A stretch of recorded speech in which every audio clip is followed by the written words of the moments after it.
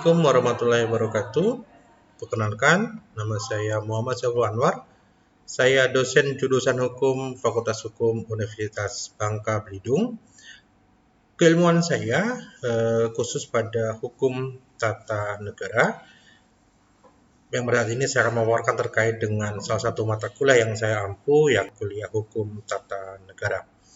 Dalam mata kuliah Hukum Tata Negara ini merupakan mata kuliah wajib untuk semua mahasiswa Fakultas Hukum di Universitas Bangka Belitung yang dilaksanakan pada semester kedua dengan bobot 4 SKS dengan mata kuliah prasyarat yakni Ilmu Negara pada semester 1. Pada mata kuliah ini yakni Hukum Tata Negara akan membahas terkait dengan pengertian Hukum Tata Negara, hubungan Hukum Tata Negara dengan cabang ilmu lain, sumber hukum Tata Negara, asas kenegaraan, kemudian pemerintahan demokrasi, pemerintahan negara Indonesia, kemudian perubahan konstitusi, pemerintahan daerah, pemerintahan desa, pemilu, kewarganegaraan, dan terakhir teknik pembentukan peraturan perundang-undangan.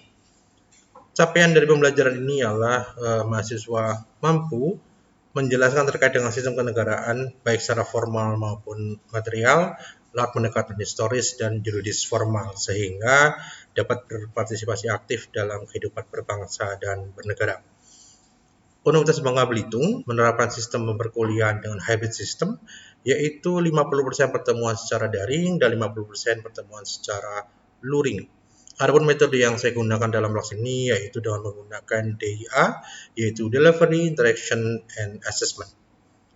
Delivery maksudnya adalah bagaimana teknik yang saya gunakan dalam penyampaian materi terhadap mahasiswa secara baik dan menggunakan metode yang saya gunakan dalam pembelajaran, yakni dengan konsep ceramah, kemudian presentasi, diskusi, dan saya akan membentuk sebuah kelompok yang terdiri dari 4 sampai 5 orang mahasiswa yang nantinya akan saya berikan sebuah tema untuk mencari kasus yang kemudian dianalisa berdasarkan peraturan perundang berlaku.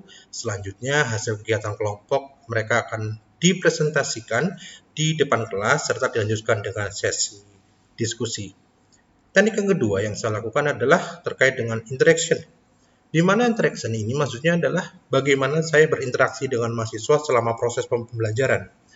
Kemudian mahasiswa akan saling berinteraksi dengan saya terkait dengan bagaimana mahasiswa menjawab pertanyaan-pertanyaan dengan topik-topik yang relevan. Sehingga dalam perkuliahan ini terbentuk partisipasi aktif dari mahasiswa dan dosen, sehingga hubungan kausalitas antara dosen dan mahasiswa terjalin dalam proses pembelajaran. Kemudian teknik ketiga yaitu saya menggunakan assessment, di mana saya akan menilai kemampuan setiap mahasiswa selama proses perkuliahan, proses pembelajaran. Saya akan menilai bagaimana dalam bobot penilaian yang kami lakukan di Universitas Bangka Belitung. Yang pertama terkait dengan partisipasi aktif mahasiswa, disiplin, kehadiran sekitar 10%, tugas 20%, UTS sekitar 25%, dan terakhir adalah UAS sebesar 45%. Sekian video paparan dari saya. Selanjutnya mari kita saksikan video proses pembelajaran. Baik, Assalamualaikum warahmatullahi wabarakatuh. Selamat pagi teman-teman mahasiswa dimanapun Anda berada. Jumpa lagi dengan saya, Muhammad Syafrul Anwar, di mata kuliah Hukum Tata Negara. Untuk mata kuliah ini, sebentar saya share screen dulu. Untuk pertemuan kita yang keempat ini, kita akan bicara terkait dengan bagaimana konsep dasar hukum tata negara. Jadi teman-teman, di pertemuan kita ini seperti pertemuan sebelumnya, setiap pertemuan kita akan membahas ada pola di mana setiap pola pertemuan itu ada tujuan yang harus dicapai, dan karena kita masih menggunakan konsep hybrid yaitu daring dan secara langsung, maka kita kebetulan di pertemuan keempat ini kita menggunakan konsep daring. Nah, Untuk pertemuan keempat ini kita akan bicara terkait dengan bagaimana konsep hukum tata negara ini dengan hubungan antara hukum tata negara dengan ilmu yang lain. Ini berikut RPS yang ada. Jadi secara RPS kita memang sudah memenuhi kajian kita terkait dengan bagaimana hubungan HTN dengan ilmu yang lain. Baik, untuk mereview pertemuan kemarin, kita akan bicara terkait dengan istilah hukum tata negara sendiri, di mana dalam konteks Inggris disebut dengan constitutional law, Perancis itu droit constitutionnel, dan Jerman Verfassungsrecht ataupun di Belanda ada Stadrecht. Dari keempat istilah hukum tata negara ini secara umum, kalau teman-teman, secara umum kita akan lebih condong atau lebih fokus pada bagaimana sebuah konsep hukum tata negara itu berlaku di negara mana. Contoh kalau kita bicara di Inggris, kita akan bicara constitutional law. Kalau kita bicara di Indonesia, apakah sama dengan constitutional law, dengan pemaknaan asli constitutional law? Ternyata bukan. Karena ini adalah penyebutan dalam arti di Inggrisnya. Di Inggris dengan menyebut hukum tata negara sebagai constitutional law. Nah, itulah pengantar kemarin. Nah, kita akan masuk dengan konsep mereview sedikit terkait dengan hukum tata negara.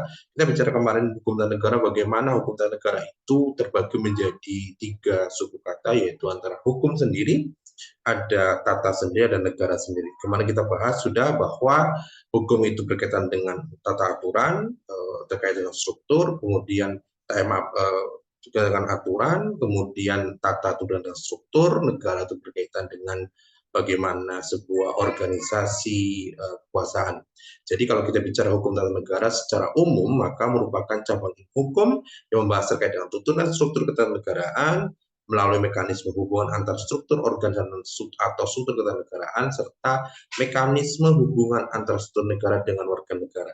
Kenapa ada hubungan antara lembaga kemudian masuk ke dalam konteks stratifikasi yang seperti kasta, tapi ini berkaitan dengan di mana konteks badan-badan lembaga yang mengatur dari tingkat regulasi atau kewenangannya. Jadi kalau di Indonesia misalkan dalam konteks pusat, dalam konteks provinsi, desainnya adalah bagaimana Van der Port dan Logeman itu mengatur pada dalam konteks lembaga negara atau organisasi negara.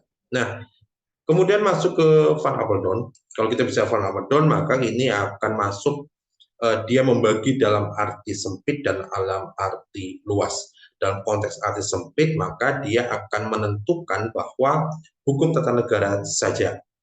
Kalau kita bicara arti luas, maka hukum tata negara dan hukum administrasi negara, di mana kedua-duanya hukum dalam arti sempit yaitu HTN itu dianggap ada berkaitan dengan bagaimana suatu lembaganya. Kalau bicara hukum administrasi negara, maka bicara bagaimana lembaga negara tersebut itu melakukan tugas fungsinya. Jadi bagaimana negara itu dalam keadaan diam, bagaimana negara itu dalam keadaan bergerak. Maka Van Apeldoorn mencoba memisahkan di mana HTN, di mana hukum administrasi negara. Itu secara eksplisit seperti itu. Lanjut, kemudian ada WDN Village, kemudian ABDC itu menyatakan bahwa kalau WDN Village menyatakan bahwa hukum tata negara itu merupakan alat perlengkapan negara. Tugasnya adalah bagaimana hubungan antar perlengkapan negara itu memiliki hubungan yang baik, memiliki hubungan yang selaras, memiliki hubungan yang saling mengaruhi satu dengan lain di dalam konteks kekuasaan-kekuasaan yang sudah dibagi. Kalau kita bicara Montesquieu, maka kita bicara tentang trias politika. Nah, kemudian kita masuk ke ACDC. Kalau ACDC menunjukkan bahwa constitutional law adalah as the term of use England appears to include all rules which directly or indirectly affect the distribution of exercise of the sovereign power in the state. Jadi kita bicara terkait dengan constitutional law yang notabene ini berada dalam konteks Inggris, di Inggris maksudnya dalam konteks Inggris, maka akan terkait dengan bagaimana aturan secara langsung dan langsung yang berefek pada bagaimana sebuah kedaulatan kekuasaan itu berada di tangan negara. Jadi secara prinsip LCDC menyatakan bahwa segala sesuatunya itu berkaitan dengan dalam konteks negara lah yang mempunyai kekuasaan. Nah, itu dari luar. Kalau kita bicara dalam konteks Indonesia sendiri, apakah ada? Ada. Salah satunya adalah Profesor Kusumadi Pujogoyono. Dalam konteks Prof. Kusumadi itu menyatakan bahwa hukum tata negara adalah hukum yang mengatur bentuk negara, baik itu kesatuan maupun federal, atau bentuk pemerintahannya, kerajaan ataupun republik, yang menunjukkan bagaimana masyarakat hukum atasan ataupun hukum bawahan secara hierarkinya itu memiliki hubungan yang secara khusus, di mana kalau dalam konteks Prof. Kusumadi itu menyatakan bahwa wilayah atau lingkungan rakyat dari masyarakat hukum itu akhirnya menunjukkan alat kelengkapan yang memegang kekuasaan dari masyarakat hukum itu, sehingga secara susunannya terdiri dari seseorang atau sejumlah orang menggunakan tingkat pertimbangan atau alat perlengkapan itu. Jadi ada hubungan antara pusat sampai ke daerah, di mana hubungan itu adalah suatu aturan atau suatu hukum yang mengatur konteks baik itu bentuknya ataupun bentuk pemerintahan. Itulah yang membedakan, kalau Indonesia sendiri, itu membedakan dengan konteks negara lain. Kalau kita menggunakan sistem, misalkan kalau sekarang dalam konteks negara kesatuan, kemudian pemerintahannya republik dengan konsep presidensial, itu adalah merupakan kesepakatan bersama, merupakan bagaimana negara Indonesia itu sendiri memiliki keputusan secara hukum dan secara politik bahwa Indonesia adalah menggunakan konsep bentuk negara kesatuan dan bentuk pemerintahan berupa republik dengan kepala pemerintahan dan kepala negara adalah presiden serta kepala administrasi tertinggi yaitu di tangan presiden. Itulah yang menjadikan kekhususan bagi HTN dalam konteks Indonesia sendiri. Nah, baik, selanjutnya kalau kita bicara hukum tata negara itu adalah bagian dari hukum publik. Kenapa kita bicara hukum tata negara hukum publik? Karena salah satu cabang ilmu yang notabene dia berkaitan erat dengan negara, yang notabene mempelajari bagaimana susunan organisasi negara, bagaimana organisasi negara itu melaksanakan tugas fungsinya, melaksanakan kewenangannya, maka nanti akan berhubungan erat dengan bagaimana HTN dengan hukum administrasi negara. Maka secara umum hukum tata negara dikembangkan oleh Pak ahli sehingga tidak hanya mencapai organ negara, fungsi dan mekanisme, tapi juga bagaimana persoalan-persoalan terkait dengan mekanisme hubungan antara lembaga dan warga negara itu sendiri. Nah, dalam konteks objek kajian yang akan dibahas dalam konteks negara secara umum dalam pertemuan keempat ini adalah bagaimana objek negaranya, bagaimana negara dipandang dalam sifat pengertian konkret, bagaimana terikat dengan keadaan tempat dan kondisi atau waktu tertentu, dan bagaimana kita mencari HTN di Inggris atau Jepang dan sebagainya. Itu nanti kita akan bahas secara berkelanjutan. Nah, lanjut dari pengertian negara yang kita sudah bahas bahwa negara itu adalah memiliki unsur-unsur, salah satunya adalah ada rakyat, ada wilayah, ada pemerintahan, kemudian ada hubungan dengan negara lain, maka dalam konteks hukum tata negara juga berkaitan dengan bagaimana organisasi negara itu memiliki eksistensi, bagaimana hukum tata negara itu bersinggungan dengan ilmu-ilmu yang lain sehingga membentuk sebuah alur, membentuk sebuah konsensus atau kesepakatan antara hukum tata negara dengan dengan ilmu yang lain. Salah contoh yang menarik adalah misalkan kalau kita bicara, sebelum masuk ke konteks yang lain, kita akan masuk bagaimana ruang lingkup hukum tata negara. Kalau kita bicara konteks hukum tata negara sendiri, kita akan bagaimana memahami dan mengetahui bagaimana struktur kelembagaan negara, bagaimana konstitusi dalam sebuah negara, bagaimana pola-pola ketatanegaraan yang dianut, dan bagaimana hubungan antara negara dan warga negara. Inilah ruang lingkup hukum tata negara secara umum. Padahal secara spesifik lagi, kalau kita bicara hukum tata negara itu akan jauh lebih mendetail. Bahkan sampai ke urusan yang cukup berkaitan dengan publik itu akan diatur dalam hukum tata negara. Walaupun ada turunan-turunan atau pecahan-pecahan atau dalam arti adalah lebih spesifik lagi dari hukum tata negara yang akan membahas terkait dengan hal-hal yang berkaitan dengan negara, namun yang bersifat lebih spesifik. Contoh misalkan terkait hukum kepegawaian, kita akan bicara kepegawaian, maka bicara tentang berkaitan dengan alat-alat negara yang berkaitan dengan pelayanan fungsi pelayanan kepada masyarakat. Nah itu masuk ke hukum kepegawaian, itu masuk ke dalam konteks hukum negara, tapi dengan lebih spesifik. Kemudian lanjut, inilah berhubungan bagaimana HTN itu berhubungan dengan ilmu yang lain. Contoh, bagaimana ilmu pengetahuan itu bisa menjadi banyak cabang ilmu pengetahuan yang menjadikan negara sebagai objek kajian. Kalau kita bicara tentang konsep HTN sendiri dengan hukum, tata, dan negara tadi, maka kita akan masuk dalam pola di mana hukum tata negara adalah masuk dalam koridor hukum kenegaraan. Walaupun ada beberapa kampus yang menyebutkan bahwa hukum tata negara itu merupakan agak terpisah dengan hukum administrasi negara. Namun memang ada beberapa pendapat bahwa hukum administrasi negara dan hukum tata negara itu adalah satu kesatuan. Nah, namun dengan penyebutan sebagai hukum tata negara. Nah, sekarang yang menarik adalah bagaimana kaitan irisan terkait dengan ilmu hukum tata negara dengan ilmu yang lain. Yang pertama kita bicara HTN dalam ilmu negara. Sampai kita tahu bahwa kalau kita HTN hukum tata negara dengan ilmu negara itulah saya berkaitan sangat erat. Kalau kita bicara kaitannya atau hubungannya ilmu negara dan hukum tata negara, maka ilmu negara adalah dasar dari hukum tata negara. Kalau kita mau bicara terkait hukum tata negara, maka kita harus wajib mengetahui bagaimana konsep ilmu negara.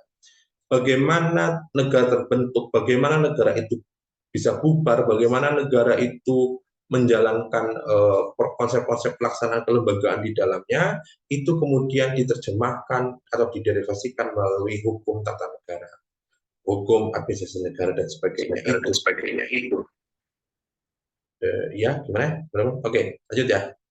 Nah, kalau kita bicara tentang hukum tata negara, hukum administrasi negara dan sebagainya, ini adalah di mana ilmu negara ini merupakan nilai-nilai teoritisnya, nilai-nilai di mana dasar dari hukum tata negara. Maka secara umum ilmu negara adalah dasar dari hukum tata negara. Jadi kalau kita mau bicara tentang hukum tata negara, kita harus belajar ilmu negara dulu.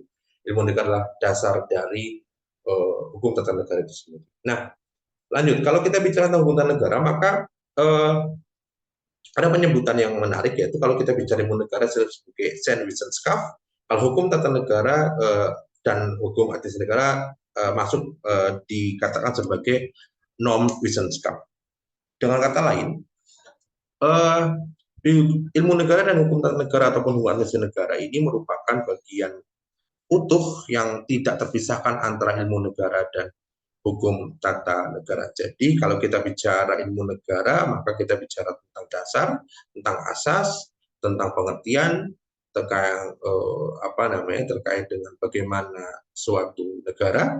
Kalau kita bicara hukum tata negara, maka kita bicara terkait dengan bagaimana negara itu bisa menjalankan atau bisa menjalankan pelaksanaan fungsinya melalui hukum administrasi negara ataupun HTN sendiri, bagaimana lembaga itu terbentuk. Nah, itu kalau ilmu negara dengan hukum tata negara. Nah, yang menarik adalah bagaimana dengan ATN dengan ilmu politik. Kalau kita bicara hukum tata negara, maka akan sangat-sangat sering berkaitan erat atau beririsan dengan ilmu politik, di mana ilmu politik itu sendiri merupakan berkaitan dengan kekuasaan. Kekuasaan beririsan dengan hukum tata negara, di mana kalau kita bicara hukum tata negara, masih akan bicara tentang kekuasaan negara. Tadi yang di awal, Legemen sering menyebutkan bahwa negara adalah sebagai organisasi kekuasaan, maka irisannya dengan ilmu politik adalah berkaitan dengan kekuasaan. Maka hubungan HTN dan ilmu politik merupakan saling melengkapi antara satu dengan yang lain. Contoh yang paling mudah adalah kita bicara tentang produk undang-undang. Produk undang-undang sendiri adalah hasil dari proses politik atau keputusan politik. Sehingga setiap undang-undang itu merupakan hakikatnya disusun dan dilaksanakan oleh suatu lembaga disebut dengan lembaga legislatif. Nah, lembaga legislatifnya adalah bagian dari HTN, keputusan terkait dengan perundang-undangan adalah keputusan politik.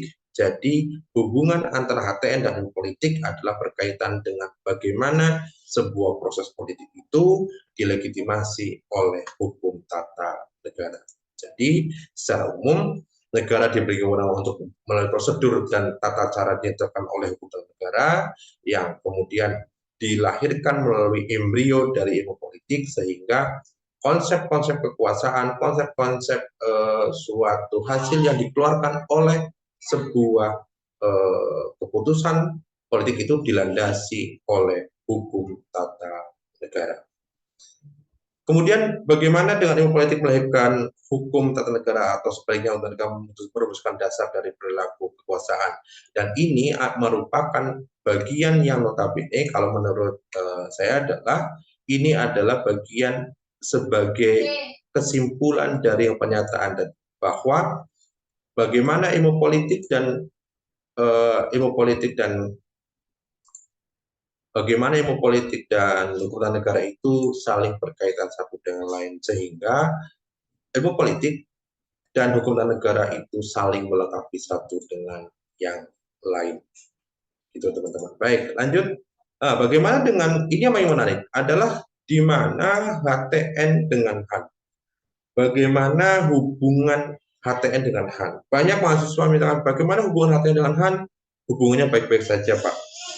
Mungkin mengarah situ, oke, tapi secara prinsip HTN dan HAN itu merupakan satu kesatuan yang notabene masuk dalam konteks kenegaraan. Nah, yang menarik adalah kalau kita bicara HTN, kita bicara HAN itu, menurut Van Vollenhoven dan Legeman itu memiliki perbedaan karena memang perbedaan itu masuk pada ranah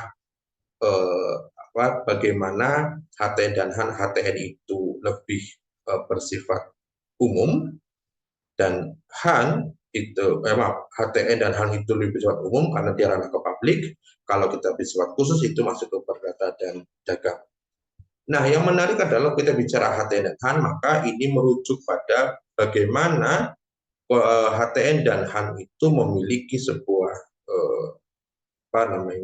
konteks atau substansi yang dijalankan, yaitu kalau dalam pola ini adalah kalau kita bicara HTN dan HAN, maka kita bicara bagaimana pola HTN adalah menyangkut terkait dengan struktur dan kehidupan negara, sedangkan administrasi negara berkaitan dengan substansi sistem pengambilan keputusan. Jadi lebih mudahnya adalah HTN itu berkaitan dengan bentuk lembagaannya, kalau HAN adalah bagaimana lembaga itu berjalan atau melaksanakan tugas, fungsi, dan kewenangan. Itu teman-teman. Jadi kalau kita bicara hubungan antara HTN dengan ilmu lain yang disebutkan, baik itu ilmu politik, baik itu administrasi negara, baik itu terkait dengan ilmu negara, maksudnya yang pertama itu, maka memiliki ciri khas masing-masing. Gitu teman-teman. Nah, secara prinsip itu baik. Sambil sini ada yang mau ditanyakan teman-teman? Ada yang mau ditanyakan? Silakan. Mungkin kita masih ada waktu. Karena memang kalau hybrid ini kita agak sedikit kesulitan ya, karena kita pasca adanya COVID kita cukup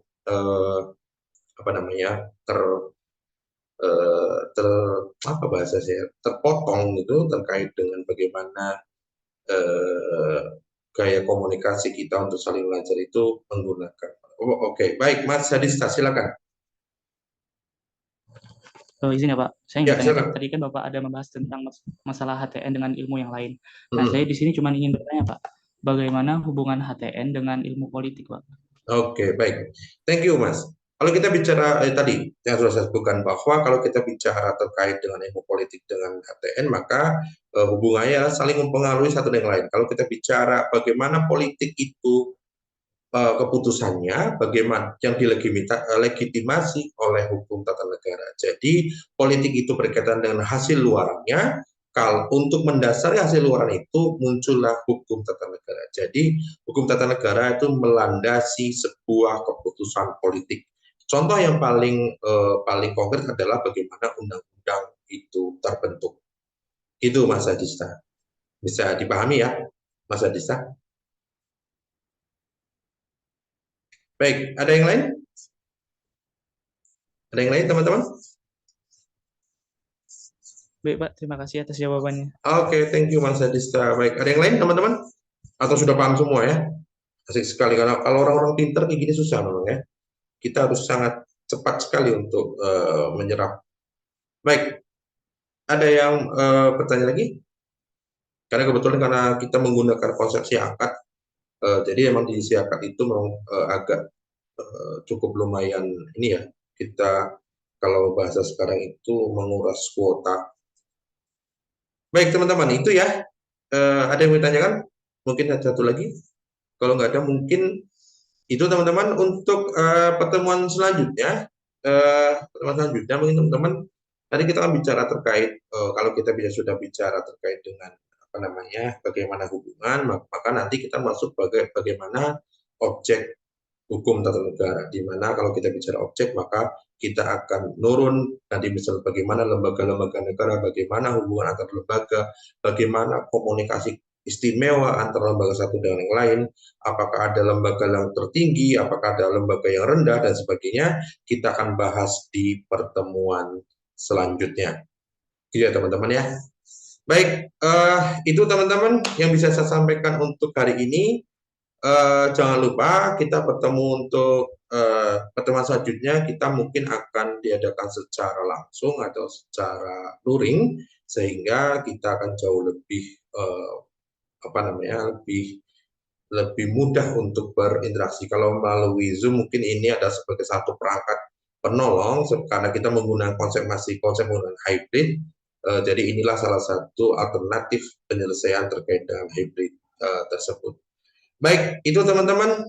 Terima kasih atas perhatian teman-teman sini. Terima kasih teman-teman. Ada Mas Bagas, ada Mbak Belia, ada Mas Saweka, ada Sadifa, ada Mbak Rizka, ada Mas Paki, Mbak Fazriani, ada Mbak Ervina, ada Juventia, Amel, Adista, Dina, Farhan, Ingrid, Istamar, Angel, dan semuanya teman-teman.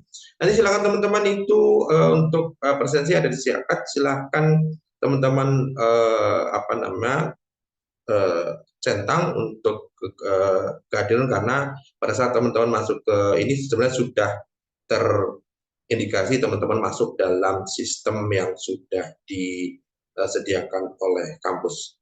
Baik, mungkin itu saja dari saya. Saya akhiri. Bila taufiq hidayah. Wassalamualaikum warahmatullahi wabarakatuh. Terima kasih semua teman-teman. Warahmatullahi wabarakatuh. Terima kasih, Pak. Ya, terima kasih semua. Ya, terima kasih semuanya. Mari saya meeting for all. Terima kasih.